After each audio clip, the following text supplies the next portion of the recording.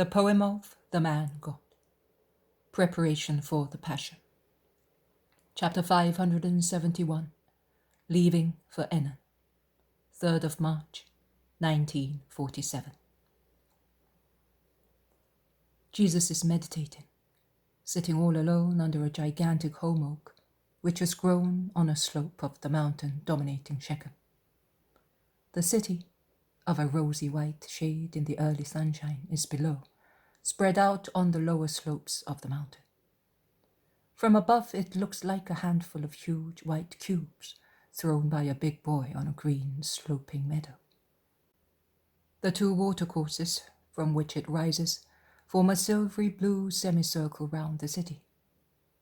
Then one of them enters it, gurgling and glittering among the white houses. It then comes out and flows through the greenery towards the River Jordan, appearing and disappearing under olive groves and luxuriant orchards. The other river, smaller in size, remains outside the walls, almost lapping on them, and irrigates fertile vegetable gardens. It then flows away, watering flocks of white sheep grazing on meadows reddened by the capitula of clover flowers. The view in front of Jesus is a wide one.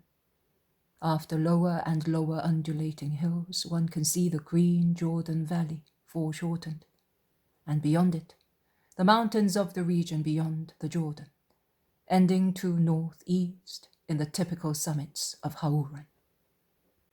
The sun rising behind them has lit up 3 strange clouds, resembling 3 light gorge ribbons placed horizontally on the turquoise veil of the firmament, and the light gauze of the 3 long narrow clouds has become the orange-pink hue of certain precious corals.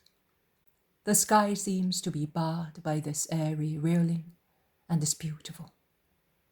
Jesus stares at it. That is, he looks in that direction engrossed in thought. I wonder whether he even sees it. With his elbow pressed on his knee, his hand supporting his chin, resting in the hollow of the palm of his hand, he looks, thinks, meditates. Above him, birds are making a hullabaloo, chirping and flying around joyfully.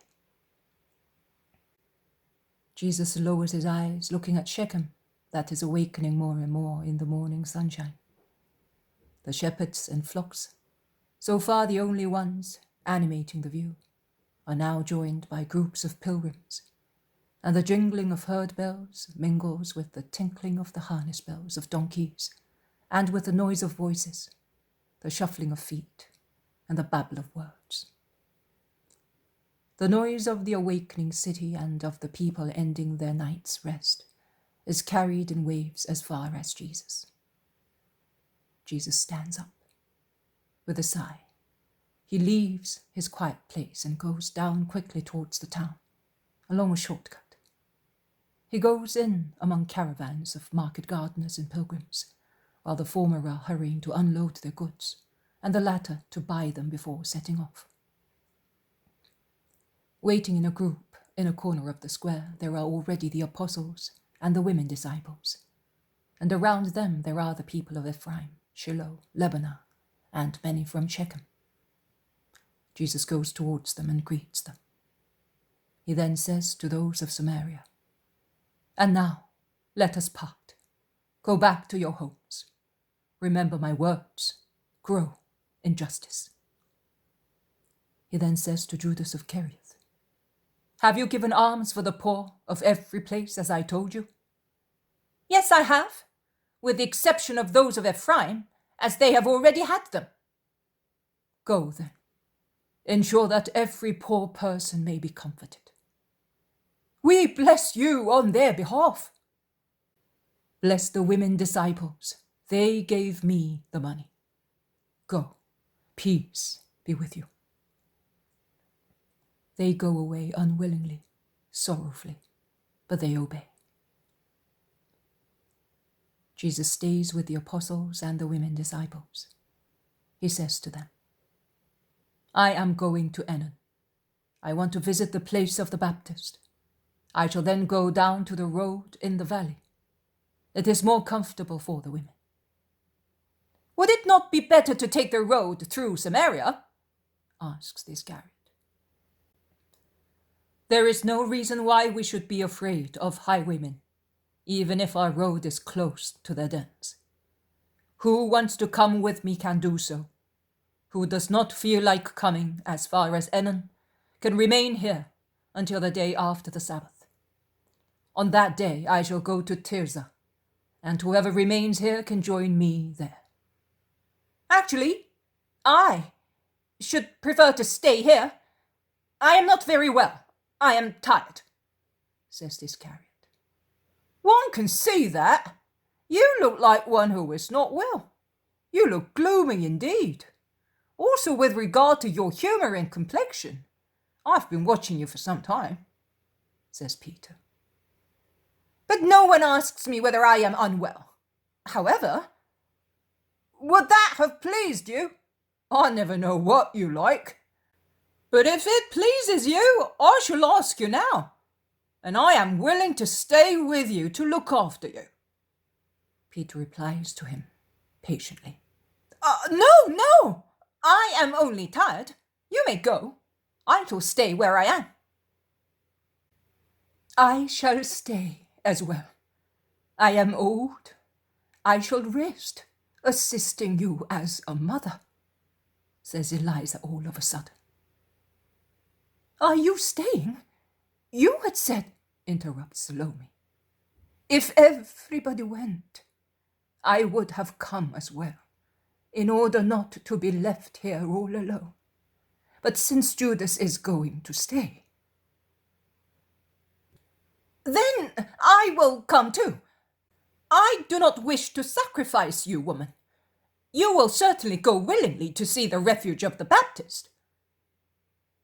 "I come from Bethzur, and I never felt the need to go to Bethlehem to see the grotto where the Master was born.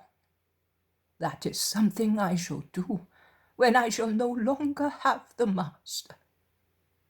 So you can imagine whether I am aflame with the desire to see where was John.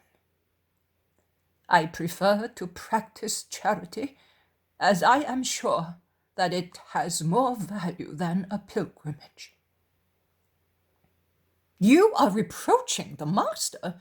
Do you not realize that?" "I am speaking for myself. He is going there and is doing the right thing. He is the Master.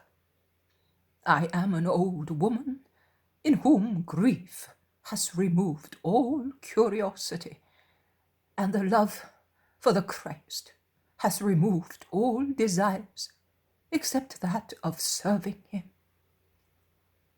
So, according to you, it is a service to spy upon me. Are you doing anything blameworthy? Only those who do harmful things are watched. But I have never spied upon anybody, man. I do not belong to the snake family. Neither do I betray." "Neither do I." "God grant it for your own good. But I fail to understand why you are so against my staying here to rest." Jesus, who so far has been listening in silence, in the middle of the others, amazed at the petty quarrel, raises his head that was somewhat lowered and says, "That is enough. A woman who is older than you can, with more reason, have the same desire as you have. You will stay here until the dawn of the day after the Sabbath. You will then join me. In the meantime, Judas, go and buy what we will need during the next days. Go, and be quick." Judas goes away against his will to buy foodstuff. Andrew is about to follow him, but Jesus holds him back by the arm, saying, "Stay here. He can manage by himself." Jesus is very severe. Eliza looks at him and then approaches him, saying, "Forgive me, Master, if I displeased you." "I have nothing to forgive you, woman. You, rather, should forgive that man, as if he were your son." "I will stay with him with that feeling, even if he thinks the very opposite. You understand me. Yes, and I bless you. And I tell you that you were right in saying that pilgrimages to my places will be a necessity when I am no longer amongst you, a necessity to comfort your spirits. For the time being, they only served the desire of your Jesus. And you have understood one of my wishes, because you are sacrificing yourself to protect an imprudent spirit." The apostles look at one another, and also the women disciples do likewise. Mary only is completely covered with her veil and does not raise her head to look at anybody. And Mary of Magdala, standing upright like a queen who is judging, has never lost sight of Judas, who is going round the vendors, and her eyes blaze with anger, while her closed lips express contempt. Her countenance says more than words. Judas comes back. He gives his companions what he bought. He tidies up his mantle that he had used to carry the goods he purchased, and makes the gesture of handing the purse to Jesus. Jesus rejects it with his hand. "It is not necessary. Mary is still with us for alms. You are to do the necessary to be charitable here. There are many beggars who come down from all places these days and go towards Jerusalem.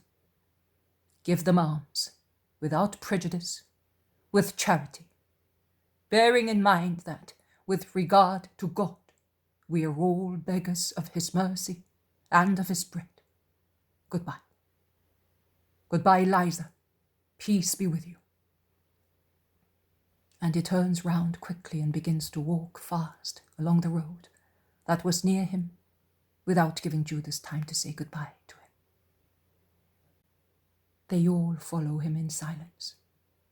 They come out of the town, turning their steps northeastwards through the beautiful country.